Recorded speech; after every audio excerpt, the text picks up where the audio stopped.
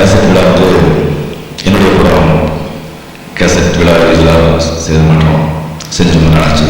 அதாவது தளபதி செஞ்சது அதுக்கு வந்து ஒரு காரணம் இருக்குது.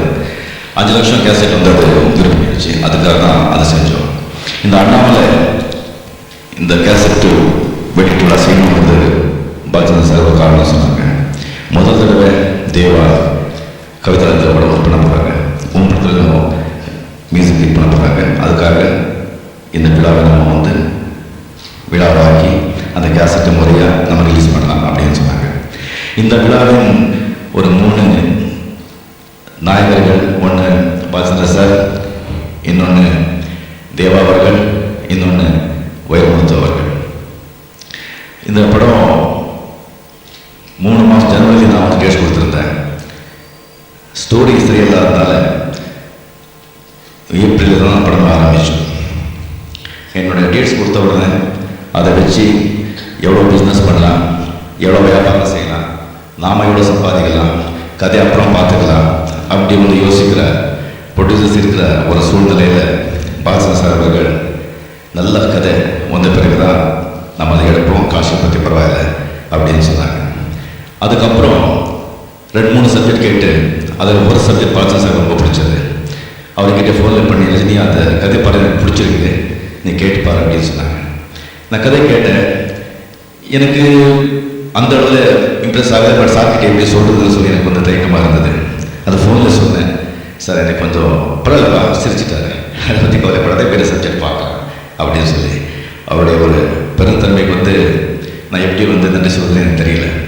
அதுக்கப்புறம் 11ஆம் தேதி படம் ஷூட்டிங் ஸ்டார்ட் ஆகுது. 9ஆம் தேதி சில தனிப்பட்ட காரணங்களால் அந்த டைரக்ட் செய்ய முடியலை. 9ஆம் தேதி மருத்துவர் டைரக்டர் கூப்பிட்டு பாலச்சந்திரன் சார் இப்படி ஆச்சு, 11ஆம் தேதி நம்ம ஷூட்டிங் பண்ணுறோம், என்னுடைய மாணவன் சுரேஷ் கிருஷ்ண இவன் டைரக்டர் அப்படின்னு சொன்னாங்க. சுரேஷ் கிட்ட சொன்னாங்க, சரி இது கதை, title Annamalai and Deva music, என்ன இதுதே செய்கிறேன் அப்படியே சொன்னாங்க. அப்படி வந்து இந்த படம் ஆரம்பிச்சது.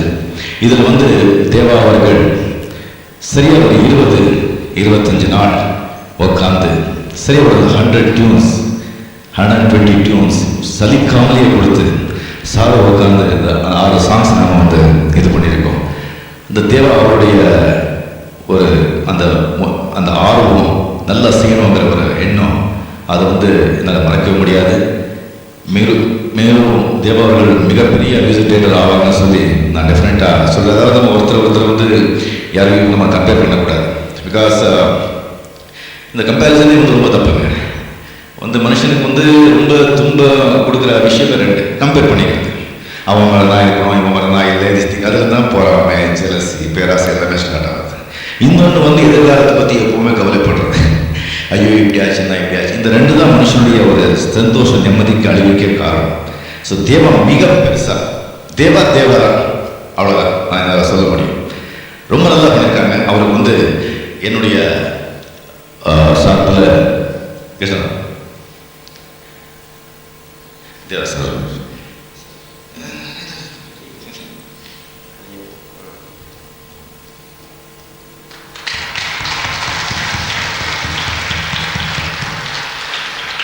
ஸோ அதே மாதிரி வைரமுத்து அவர்கள் சில பேர் யோசனை பண்ணுறாங்க, நாம் வந்து நாம் என்ன நினைக்கிறோமோ, நாம் என்ன பண்ணுறோமோ, அதான் எழுதுறோம், அதான் பண்ணுறோம், இதான் பண்ணுறோம் அப்படின்னு சொல்லிட்டு ஒன்று மட்டும் நம்ம தெரிஞ்சுக்கணும். ஜனங்களுக்கு நம்ம படம் கொடுக்குறோம்.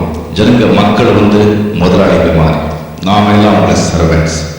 ஸோ முதலாளிகளுக்கு என்ன கேட்குறாங்களோ அதை நம்ம செஞ்சால் தான் அவங்க நம்ம வச்சுப்பாங்க. இல்லைன்னு சொன்னால் போட வெளியே சொல்லி அனுப்பிச்சிடுவாங்க.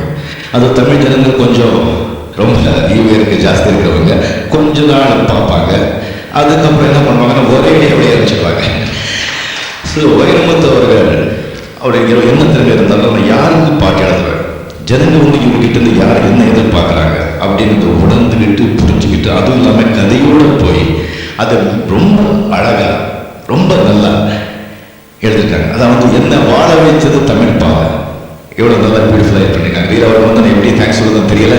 வைரமுத்து அவர்கள் கொஞ்சம் மேலே மேலே வரணும்னு சொல்லி நான் நினைக்கிறேன்.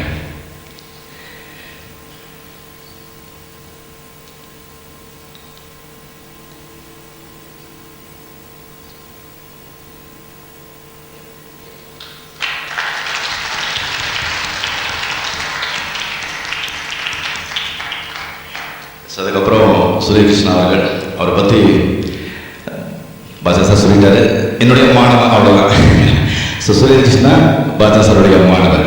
அவர்கிட்ட வந்து 3 great talents combined together. அதாவது ஒன்று பாஜா சாருடைய ஒரு கல்ச்சர், ஒரு எஜுகேஷன், ஒரு டிக்னிட்டி, ஒரு ரெஸ்பெக்ட், ஒரு நாகரிகம் சொல்கிறாங்க, அது வந்து சுரேகிருஷ்ணா இருக்கு, அவர் கூட இருக்கு. இன்னொன்று எஸ்பி முத்துராமன், அவருடைய உழைப்பு, கமர்ஷியல் ஐடியா பண்ணுறது, அந்த உழைப்பு எப்பவுமே உழைச்சிட்டே இருக்கணும், அதை வந்து ஒரு திறமை அவர்கிட்ட இருக்கு. இன்னொன்று மணிரத்னம், ஆகுது சொல்கிற விஷயத்தையே வேறு மாதிரி டிஃப்ரெண்ட்டாக எப்படி சொல்லலாம் அந்த மாதிரி. ஸோ இந்த சுரேஷ் கிருஷ்ணா டெஃபினெட்லி இந்த ப்ரொடக்ட்ஸ் ஆன பிறகு நீங்களே வந்து பார்ப்பீங்க, மிகப்பெரிய டைரக்டர். அவர் தமிழ் ஃபிலிம் இண்டஸ்ட்ரியில் வராங்கன்னு சொல்லி நான் வேண்டியேன்.